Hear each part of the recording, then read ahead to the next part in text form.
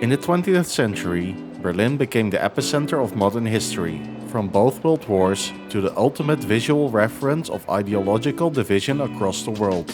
While all of this took place, there was one constant factor that kept the city moving, as well as possible, while navigating the difficult circumstances it faced. This constant factor is the Berlin U-Bahn, the topic of this video.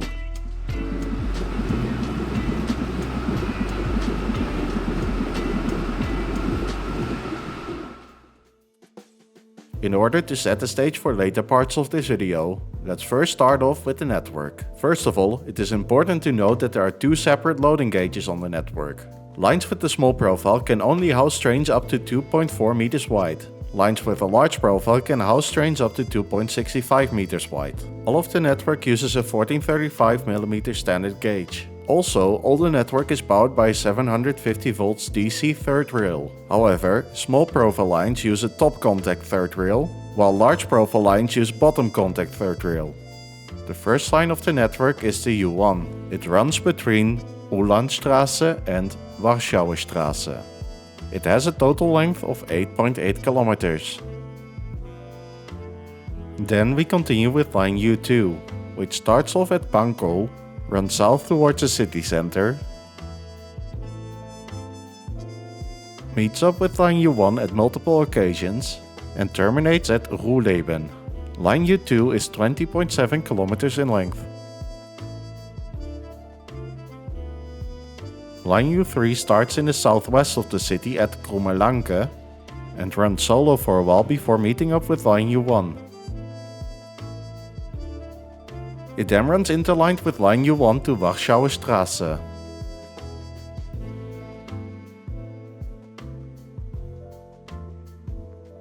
Line U4 is basically a short 5-station shuttle between Nollendorfplatz and Innsbruckerplatz. Line U1, U2, U3 and U4 are all part of the small profile network. Now we will continue with the large profile network.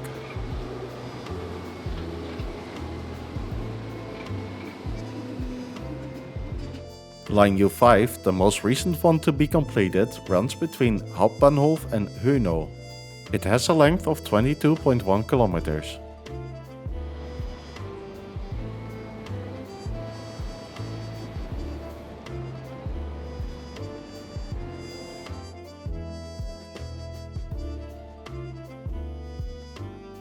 Line U6 runs between Alt-Tegel and Alt-Mariendorf.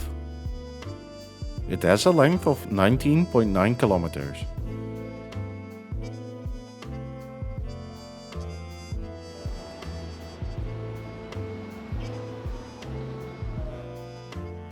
Line U7 is by far the longest line in the network.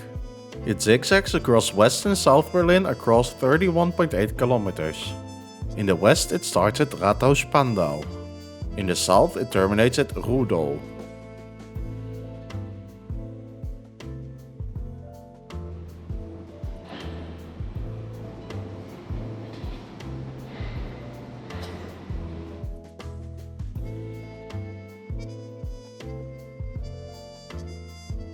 Line U8 starts in the north at Wittenau. It then roughly runs south to Hermannstraße.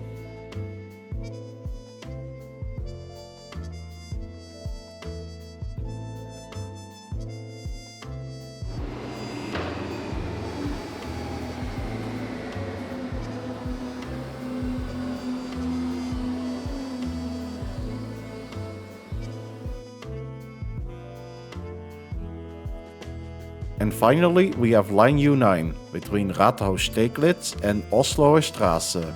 Line U9 is 12.5 kilometers.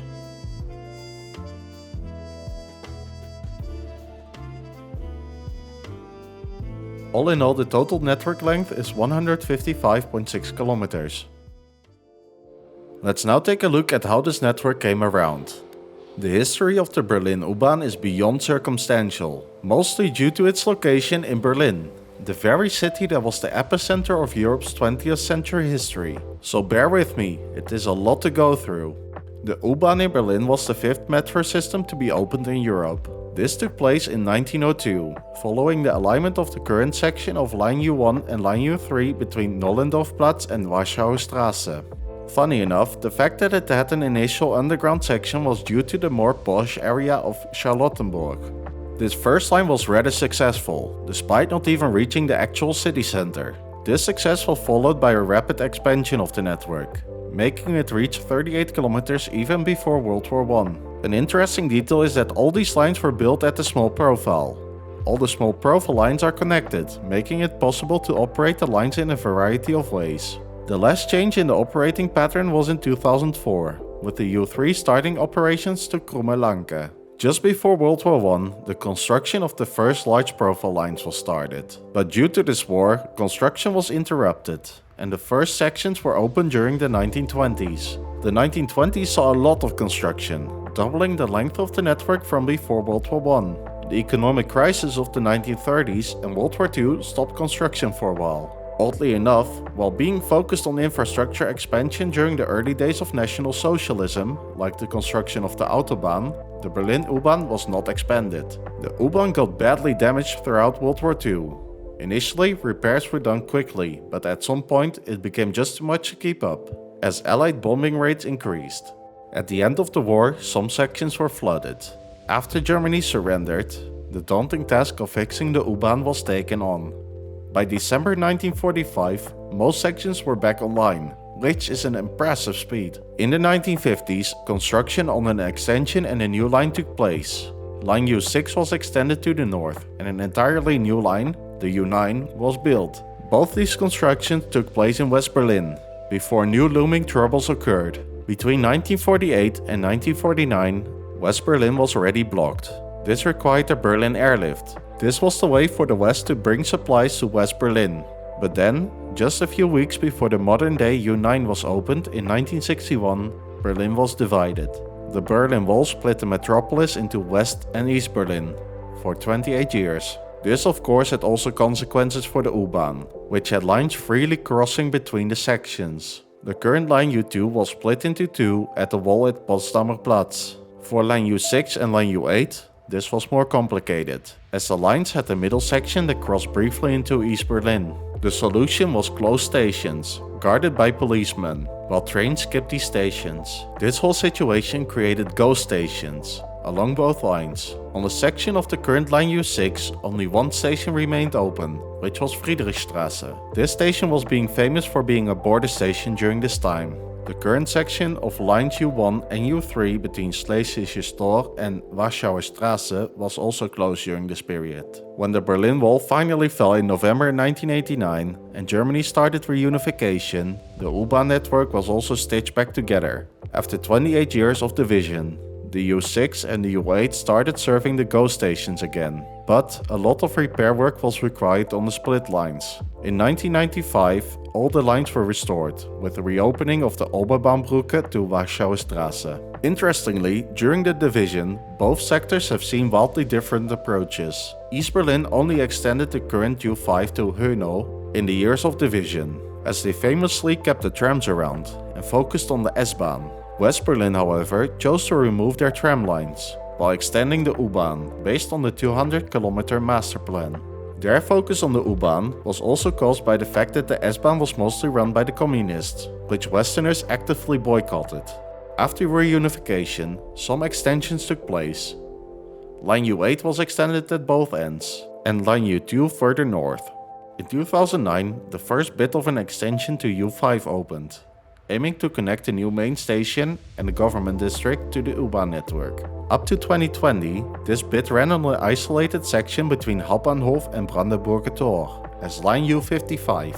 In 2020, the section and latest extension to the U-Bahn opened, connecting U55 and U5 between Brandenburger Tor and Alexanderplatz. This video about the Berlin U-Bahn is part of an already 24-episode long series of videos about transport systems. I would love to show you many more in the future. Therefore, it would be really helpful if you like my video and subscribe to my channel. Let's now take a look at the fleet. As the infrastructure requires U-Bahn trains to be adapted to the two different loading gauges on the system, we will first start off with the trains for the small profile lines. The oldest type in the fleet is the A3 class. All the A3s could form a train together. They all consist of 2 cars and have cabins on both sides. The oldest is the A3E. Built as the A364 and A366, they were refurbished to become the A3Es in the early 2000s. As their name suggests, they came into service between 1964 and 1966 to replace the badly damaged cars from the Second World War. They were built by Ornstein und Koppel and Wagon Union. The A3L92 is a redevelopment that was ordered in the 1990s, when Berlin was in need of trains following reunification of Germany. They are built by ABB Henschel.